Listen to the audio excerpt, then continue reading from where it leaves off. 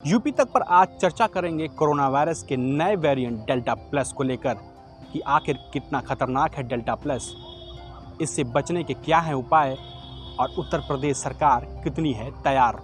नमस्कार, मैं हूं सत्यम मिश्रा, आप देख रहे हैं यूपी तक। कोरोना वायरस की दूसरी लहर का प्रकोप अभी थमा नहीं था कि भारत में एक नए वेरिएंट डेल्टा प्लस ने दस्तक दे दी। जी हां, भारत के कई राज्यों में डेल्टा प्लस के मरीज पाए गए, जिनमें महाराष्ट्र, मध्य प्रदेश, राजस्थान, दिल्ली से सटा हुआ फरीदाबाद, ऐसे कई अन्य राज्य हैं। हालांकि अच्छी बात यह है कि उत्तर प्रदेश में अभी डेल्टा प्लस के कोई भी मरीज की खबर सामने नहीं आई है। बात करते हैं कि डेल्टा प्लस आखिर क्या है। डेल्टा प्लस एक स्ट्रेन है जिसे K1479 कहते हैं। ये बहुत ही खतरनाक स्ट्रेन है। बताया जा रहा है कि अगर ये स्ट्रेन, ये जो वायरस है, फेफड़ों में चिपक जाता है तो कहीं ना कहीं बहुत ही मजबूती से चिपकता है और रोग प्रतिरोधक क्षमता को पूरी तरीके से नष्ट कर देता है। मेडिकल साइंस विशेषज्ञों की माने तो इस वेरिएंट का असर पिछले जो वेरिएंट थे कोविड के, उससे कहीं ज़्यादा होगा।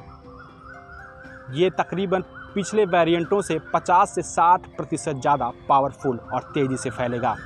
अब आप इसी से अनुमान लगा सकते हैं कि ये वेरिएंट कितना खतरनाक होगा। खासकर बच्चों के लिए हमें पूरा ध्यान रखना होगा। विशेषज्ञों की माने तो जो बड़े हैं वो कोविड एप्रोप्रिएट बिहेवियर को अपने जीवन में शुमार करें। डॉक्टरों की माने तो बड़े जो हैं उनका कहीं ना कहीं वैक्सीनेशन तो हो रहा है, लेकिन बच्चों का वैक्सीनेशन अभी नहीं हो रहा है। तो ऐसे में बच्चों का ख्याल रखना बहुत ही इम्पॉर्टेंट है, क्योंकि ये जो बड़े बुजुर्ग हैं घर पे, उन्हीं पर डिपेंड रहेंगे। क्योंकि अगर वैक्सीनेशन बड़ों लोगों का नहीं हुआ तो वो कहीं ना कहीं बच्चों को भी प्रभावित करेगा। इसीलिए सरकार लगातार अपील कर रही है वैक्सीनेशन के लिए। डॉक्टरों की माने तो वैक्सीनेशन बहुत ही कारगर होगा। अगर ये स्ट्रेन कोविड का शरीर में आ भी जाता है तो वैक्सीनेशन अगर लोगों ने कराया है तो स्थिति बदतर नहीं होगी और लोग आईसीयू में जाने से बचेंगे। इसमें हम वेरिएंट्स में हम ये देखते हैं कि आपके जो ये डेल्टा वेरिएंट थी उसकी ट्रांसमिसिबिलिटी बहुत ज़्यादा थी। लोगों को संक्रमित करने की क्षमता बहुत ज़्यादा थी। एक आदमी से कम 5 से 8 लोग संक्रमित हो रहे थे डेल्टा वेरिएंट में।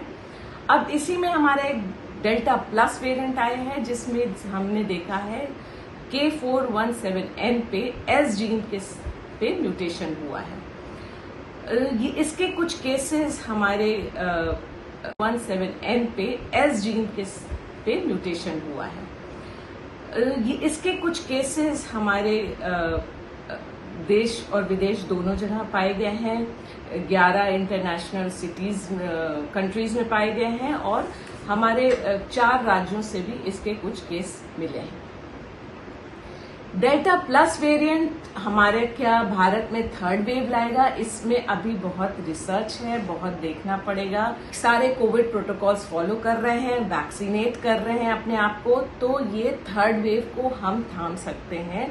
कोई जरूरी नहीं है कि सेकेंड वेव की तरह ये घातक हो और हमारे बच्चों को संक्रमित करे। और vaccination and following all the COVID protocol is only way to escape this third wave. और मैं आप सबसे यही गुजारिश करूंगी कि सारे कोविड प्रोटोकॉल्स फॉलो करें। हालांकि सरकार ने भी पूरी तैयारी कर रखी है और वो अलर्ट मोड पर है। सरकार की माने तो वो बच्चों के लिए पूरे प्रदेश में लगभग 6000 आईसीयू बेड की व्यवस्था की गई है। मेडिकल कॉलेज से लेकर जिला अस्पतालों में ये व्यवस्था है। साथ ही साथ गांव में निगरानी समितियां लोगों को जागरूक करने का काम कर रही हैं और वैक्सीनेशन जोरों शोरों से चल रहा है। लगातार सरकार सैंपलिंग की जांच भी कर रही है। सरकार के अनुसार अगर देखा जाए तो यूपी ने 5 करोड़ 78 लाख से ज़्यादा कोविड सैंपलिंग कर चुका है।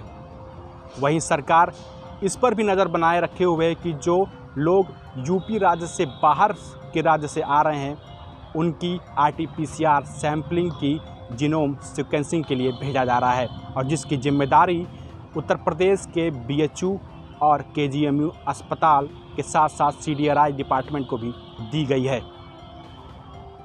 सरकार की माने तो सरकार के पास 528 ऑक्सीजन प्लांट हैं, जिसमें से अभी 118 ऑक्सीजन प्लांट सक्रिय हैं। हालांकि अब ये वेरिएंट 3 माह से 4 माह के बीच आने की बात बताई जा रही है। ऐसे में हमें काफ़ी सावधान रहना होगा। ये देखना होगा कि हम कोविड एप्रोप्रिएट बिहेवियर को फॉलो करते हैं या नहीं। इसीलिए वैक्सीनेशन कराने का जोर सरकार लगातार दे रही है ताकि लोग ICU में ना जा सकें। यूपी की तमाम अहम खबरों को देखने के लिए देखते रहें यूपी तक।